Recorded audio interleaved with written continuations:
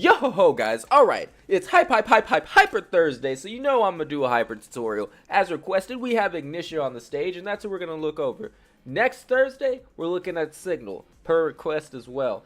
I did get to talk to one of the other vets about his build, so I might have a more juicy video for that. Now, we're gonna get into Ignitia.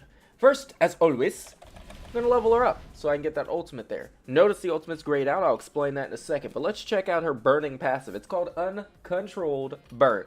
It applies a burning effect with every skill hit lasting 4 seconds. Burning has the following effects: 5 damage per second, max stack of 5. She also gains the following effect for every burning enemy within 2,000 units. Huge radius, guys. It's attack plus 2% and move speed plus 2%. Max stacks on that is 5 as well. Before I get into the skills, show you the burn effect and the passive, I want y'all to see something about her standard attack, because this is extremely important. Alright, her standard attack explodes upon hit. It does not pass through. If there's a minion stacked on a minion, which there is typically always, it will hit both of them. If there's a hyper stacked on a hyper, which there is typically always, it will hit both of them. But it will not pass through anything to hit something else. So say there's a tower right here, just to further my point, and you're facing a vaulter because you have an unfortunate life at that moment, who is good and tanky. And he just runs past the turrets about right here, you feel? And you're throwing your fire at him. It's only hitting him. He doesn't even have to drop his shield to remove the damage remove the ability to go through. He just has to stand there, and it's not going to hit the tower. That's just what it is. So with that being said, make sure that you're doing your standard attacks properly to maximize your damage, to maximize your farming, just to maximize what you're doing. Make sure. It's very important. Alright, so on that note, I'm going to go ahead and show you her most basic attack or skill that you will be spamming a lot. It is her Fireball. It does apply a burning stack, and it's basically a burning snowball, like Aisha's snowball, that applies a frost stack. So here we go. Here's the Fireball. Now there is a wind up to this skill, so there is an animation where that can be abused, meaning there are frames that can be abused, and what that means is you can get your butt caught while doing this. All of her skills are kind of like that, and the reason I believe that they did it that way is simply because you can burst an insane amount of damage on people, so they kind of had to do some give and take. So they made her extremely flamboyant, not flammable, flamboyant, with her skills, meaning she does a lot of extra things to do them. So her A is fire. It does apply a burning stack, as you can see underneath his feet. It does show you how many stacks, and the fire to show that they are burning. Her Q also has kind of a huge animation for this kind of game. She blows a kiss, doing burning. Now, if she blows a wave of fire, it is a kiss. I'm sorry, she's straight up blowing a kiss. It's just based on the animation. Doing applicable damage based on your item build and your skill level. However, this does have a pretty decent range. There are points where it looks like it's not going to hit, and it actually does, which is kind of ridiculous to me. Like that right there. In my opinion, that shouldn't hit, but the hitboxes, the flames are wafting over, so it hits. That's all that matters, is that it does in fact hit. Her next skill that I'm going to go over is her W, Burning Wisp. She summons 3 fireballs that circle around Ignitia. The fireballs attack nearby enemies, doing the applicable damage based on your item build and your skill level. Now, this is another skill, like her standard attack, that you really have to pay attention to what's going on. Because if you don't, you're going to end up blowing your skill and, not meaning to. Her Burning Wisp attack the first enemy minion objective, including turrets, that you come across. So say I saw Han over there because there was vision and my team is awesome and I love them for it. And I apply my Burning Wisp. If someone comes down this tower that's on the enemy team, it's going to hit them, simply because I'm closer to them. If I go over to Han and then suddenly he manages to get behind minions, it's going to hit the minion instead of him, or the minions. So with that being said, say there are 2 minions in front of him and they're really low. The first 2 fireballs will hit the minions. It'll hit the first one, kill it, hit the second one, kill it, and the last fireball will hit him. Now each fireball does in fact apply the burning stack, so that's something also to note and be aware of. In addition to that, the burning stacks also help your ultimate, and I'll explain that in a second, because, well, I'll tell you right now, without the burning stacks you can't use your ult, which is why it's gray right here, right now. Now her E is one of her bigger skills in her kit. Basically, she lights the ground on fire in front of her for 4 seconds. Each second, she does additional damage. Now, with that being said, the animation for this one is probably the slowest in my opinion. And it's extremely telegraphed. All of her skills are extremely telegraphed, so it's something you have to work around. And if you're playing against Ignitia, it's something that you can abuse the ever-living crap out of. You can just straight up abuse it. So as you can see, she bends forward and then throws her arms up. But before the actual attack happens, there is a small delay in which she throws her arms up. So that gives you a chance to actually get in if you have some form of CC, a petrify, a fear, a grapple, a stun, a down, any of that. You can stop her before she does it. Same with her W, because she spins around. Now that one's a lot quicker, so it might be harder to do. The stopping her, I mean.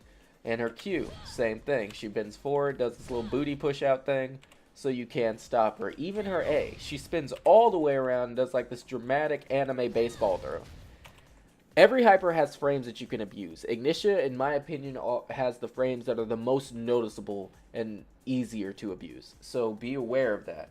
When you are playing her, make sure you're timing your things right and setting yourself up right in position-wise so that your W doesn't go off on minions, on turrets, or on a hyper that you're not trying to hit. With that being said, we can move on to her ultimate.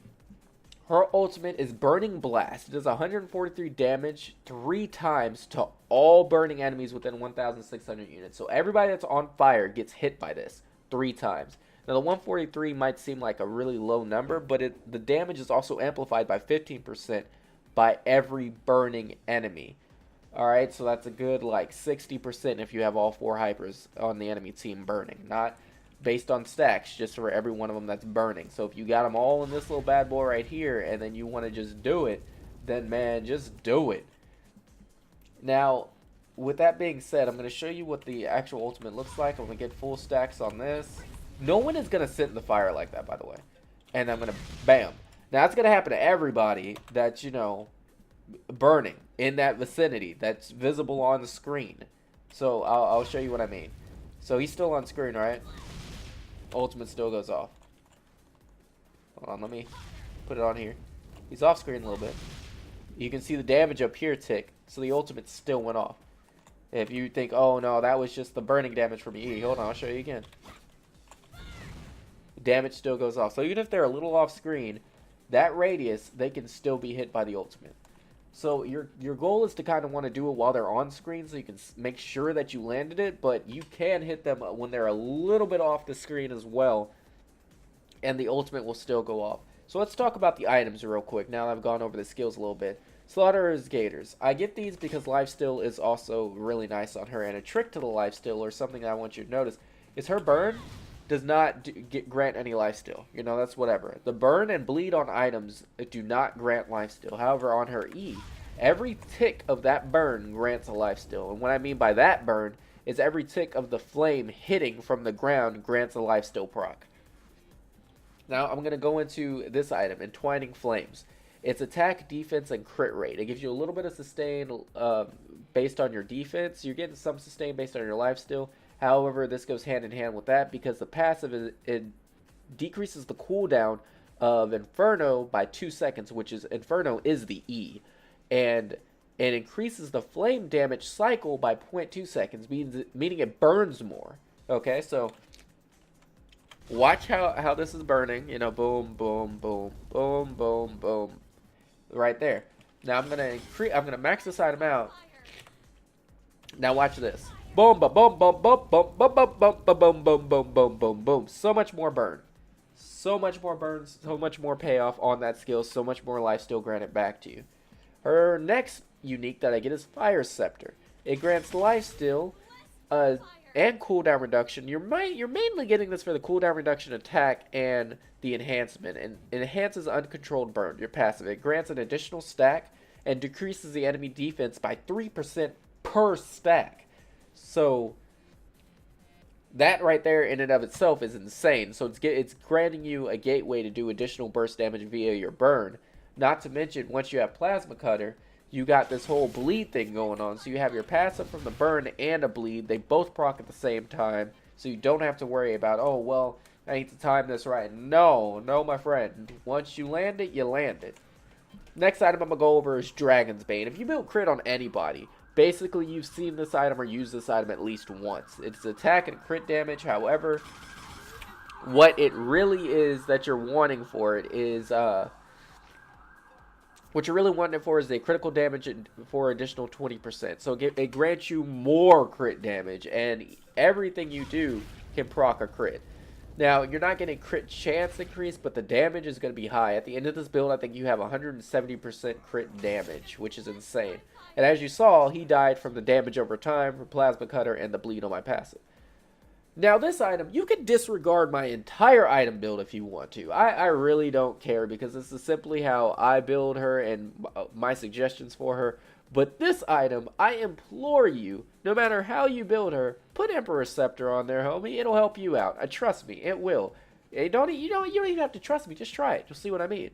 What does it do? Oh, shoot, I'm glad you asked. You might be looking at it like, whoa, that's an expensive item. Well, stage 1, my bro, has attack plus 40. And for people who don't really know, that might be like, that's only 40. No, my friend, 40 is higher damage than this item completed. 40 is the same damage as this item completed. 40 is very slightly lower than this item completed, and the same damage as this item completed.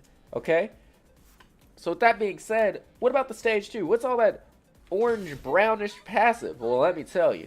Damage to enemies increased by 15% if 8 or more hypers have been defeated. The following effects are granted, can be applied retroactively, which I will explain. Increases attack by 10% and increases lifesteal by 10%. What it means by can be applied retroactively simply means that once you have built this item, if 8 hypers have already died, your team and the enemy team included, guess what? You got the passive. Now, why do you want that passive? Not only does it give you additional lifesteal and attack, but that damage to enemies by 15% if 8 or more hypers have been defeated is insane, especially with your ult. Based on how many people you have burning, you get more, you do more damage. That's nuts in and of itself. So by the time you get this item completed, you can do these in any order you feel comfortable with. You're going to be doing like an insane amount of damage based purely off of this thing's passive, unless it's one of those games where not a lot of people die. It's just more objective things, and sorry, you probably shouldn't build this item first, or really at all if not a lot of people are dying. I mean, if it's on your item build and you get to the point where you have to build your last item, yeah, obviously build it, at least for the attack plus 40. Anyway, so that's my little guide into Ignitia. Now, her strong points, I will say this. I'm going to pull this up for those who like to see the stats. Health 2,176, max mount at 130, attack 299, defense 80, move speed 650. You can look over these stats while I'm explaining something about her. I will say this. Her strengths are her burst and her damage over time. So even if you don't kill someone with the burst, you do have a lot of damage over time that goes into it. So they're trying to get away. Odds are they're going to die, because you got the damage over time for the Plasma Cutter and your passive with the burn. So typically people run away and end up falling over dead anyway. As you saw in the little trading area, Arhan just kind of fell over dead even when I was just talking and not doing anything to him, purely based on the damage over time that I actually have on her, or Ignitia actually has, plus the Plasma Cutter. In addition to that, her weaknesses, in my opinion, are how telegraphed her attacks are and how slow the animations are to proc the skill.